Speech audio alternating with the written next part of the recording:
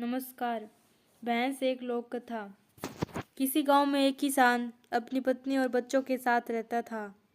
एक दिन किसान सुबह सुबह कहीं जाने के लिए तैयार हो गया और अपनी पत्नी से बोला, मैं दूसरे गांव जा रहा हूं, शाम तक लौट आऊंगा, तब तक तुम घर और बच्चों का ख्याल रखना।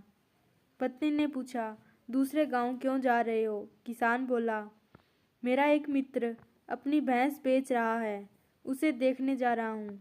अगर पसंद आई तो मैं ही खरीद लूँगा। बच्चों को पीने के लिए दूध मिलेगा। भैंस खरीदने की बात सुनकर पत्नी खुश हो गई और बोली, ये तो तुमने बहुत अच्छा सोचा। मैं भी कब से आपसे यही कहना चाहती थी। भैंस आ जाएगी तो घर में दूध दही की कमी नहीं रहेगी। मैं उसके दूध की मलाई निकालकर अपनी माँ के पास भेज दिया करूँगी। माँ का नाम सुनते ही किसान भड़क उठा और बोला, मेरी भैंस की मलाई तेरी माँ क्यों खाएगी? मैं खाऊंगा और मेरे बच्चे खाएंगे। उसे मलाई खानी है तो अपनी भैंस क्यों नहीं खरीद लेती? पति के मुँह से अपनी माँ के लिए ऐसे शब्द सुनकर पत्नी भी भड़क उठी और वह बोली, इस घर की हर चीज़ पर मेरा उतना ही अधिकार है जितना तुम्हारा।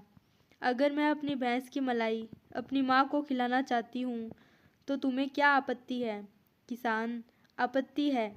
मेरी भैंस की मलाई तेरे मायके नहीं जा सकते।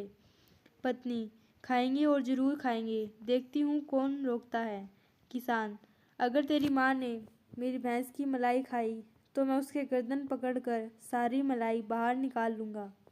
पत्नी, खबरदार, जो मेरी माँ के बारे में ऐसी बातें की तो मुझसे बुरा कोई नहीं होगा। और इसी तरह वाद विवाद होते होते विवाद बढ़ गया।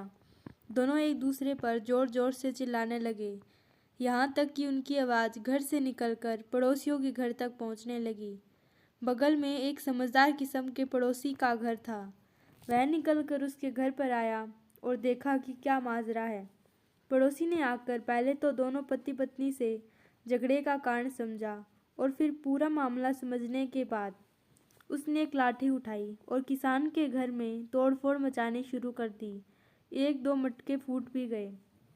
किसान हक्का बक्का और पत्नी भी हैरान रह गई कि यह पड़ोसी क्या कर रहा है।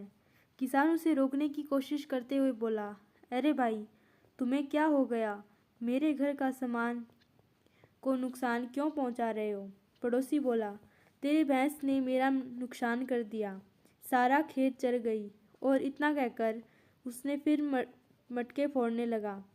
किसान बोला, क्यों झूठ बोलते हो? मेरे घर पे तो भैंस है ही नहीं, फिर तुम्हारा खेत कैसे चर गई? पड़ोसी बोला, वैसे ही जैसे इसकी माँ तेरी भैंस की मलाई खा गई। पड़ोसी की बात सुनते ही किसान समझ गया कि पड़ोसी उसे क्या समझाना चाह रहा है। पत्नी ने भी लज्जित होकर गर्दन झुका ली। पड़ोसी बोला, पहले भैंस आने तो दो। अभी भैंस न आई और न ही घर में दूध आया और तुम लोग पहले ही मलाई के लिए लठम लठा मचा रहे हो। बात दोनों पति पत्नी को समझ में आ गई और दोनों एक दूसरे से माफ़ी मांगने लगे। धन्यवाद।